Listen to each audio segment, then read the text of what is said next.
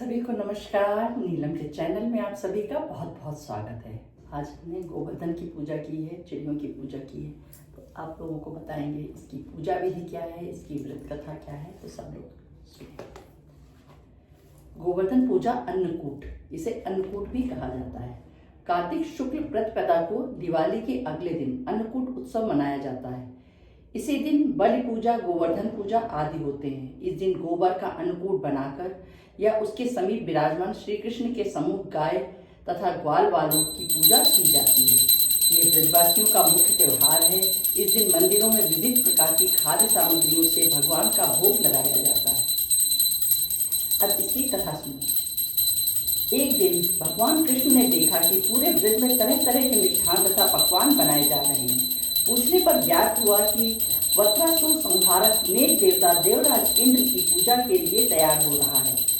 इंद्र की प्रसन्नता से ही वर्षा होगी, गायों को चारा मिलेगा तथा जीविकोपार्जन की समस्या हल होगी। ये सुनकर भगवान श्री कृष्ण ने इंद्र की निंदा करते हुए कहा कि उस देवता की पूजा करनी चाहिए जो प्रत्यक्ष आकर पूजा सामग्री स्वीकार करे। गोपों ने यह वचन सुनकर कहा कि कोटि कोटि देवताओं के राजा की इस तरह से आपको निंदा नहीं करनी चाहिए। कृष्ण ने कहा, इंद्र ने क्या शक्ति है जो पानी बरसाकर हमारी सहायता करेगा। उससे तो शक्तिशाली तथा सुंदर ये गोवर्धन पर्वत है जो वर्षा का मूल कारण है। इसकी हमें पूजा करनी चाहिए। भगवान श्री कृष्ण के वाकजाल में फंसकर सभी ब्रजवासियों ने घर जाकर गोवर्धन पूजा के लिए चारों ओर धूम मचा दी। तत्पश्चात नंद जी ने ग्वाल गोपांगनाओं सहित एक सभा में कृष्ण से पूछा कि इंद्र पूजन से तो दुर्भिक्ष उत्पीड़न समाप्त होगा, चौमासे के सुंदर दिन आवेंगे, मगर गोवर्धन पूजा से क्या लाभ होगा। उत्तर में श्री कृष्ण जी ने गोवर्धन की भूरी भूरी प्रशंसा की तथा गोप गोपियों की आजीविका का एकमात्र सहारा सिद्ध किया। भगवान की बात सुनकर सभी ब्रजमंडल बहुत प्रभावित हुआ तथा स्वगृह जाकर सुमधुर मिष्ठान पकवानों सहित पर्वत तराई में कृष्ण द्वारा बनाई विधि से गोवर्धन की पूजा की। भगवान की कृपा से ब्रजवासियों द्वारा अर्पित समस्त पूजन सामग्री को गिरिराज ने स्वीकार करते हुए खूब आशीर्वाद दिया। सभी जन अपना पूजन सफल समझकर प्रसन्न हो रहे थे। तभी नारद इंद्र महोत्सव देखने की इच्छा से ब्रज आ गए। पूछने पर ब्रज नागरिकों ने बताया कि श्री कृष्ण की आज्ञा से इस वर्ष इंद्र महोत्सव समाप्त कर दिया गया है। उसके स्थान पर गोवर्धन की पूजा की जा रही है। ये सुनते ही नारद उल्टे पांव इंद्रलोक गए तथा खिन्न मुद्रा में मुख से बोले, हे राजन, तुमने महलों में सुख तथा नींद की खुमारी ले रहे हो।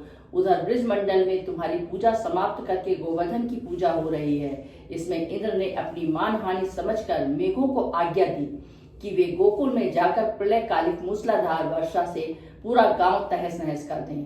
पर्वताकार प्रलयकाली बादल ब्रिज की ओर उमड़ पड़े। भयानक वर्षा देखकर ब्रजमंडल घबरा गया।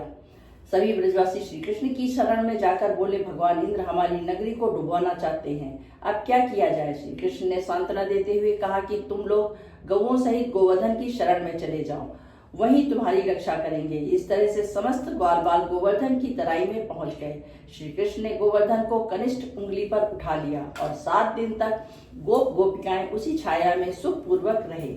भगवान की कृपा से उनको एक छींटा भी न लगा। इससे इंद्र को महान आश्चर्य हुआ। तब भगवान की महिमा को समझकर तथा अपना गर्व नष्ट कर यह जानकर वो स्वयं ब्रिज में गया और भगवान कृष्ण के चरणों में गिरकर अपनी मूर्खता पर महान पश्चाताप किया।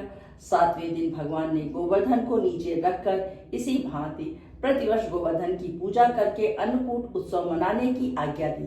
तभी से ये उत्सव अन्नकूट के नाम से भी मनाया जाने लगा।